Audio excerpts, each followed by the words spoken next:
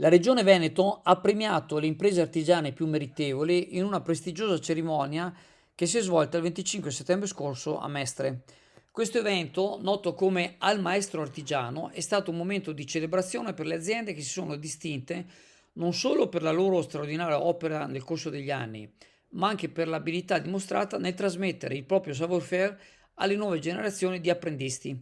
In questa edizione un riconoscimento speciale è stato assegnato all'azienda Boscarato Edil SNC di Sant'Anna di Chioggia. Il signor Andrea Boscarato, titolare dell'azienda, è stato insignito del prestigioso premio.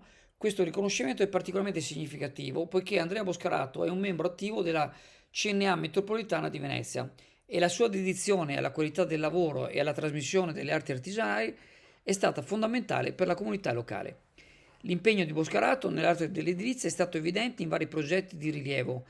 Tra i più noti si annovera la realizzazione in copartecipazione del nuovo ponte Rampì, che unirà Volto di Rosolina a Loreo. È stato oggetto di una conferenza stampa, si è tenuta a Loreo l'11 gennaio scorso, l'abbiamo ripresa, c'è il servizio.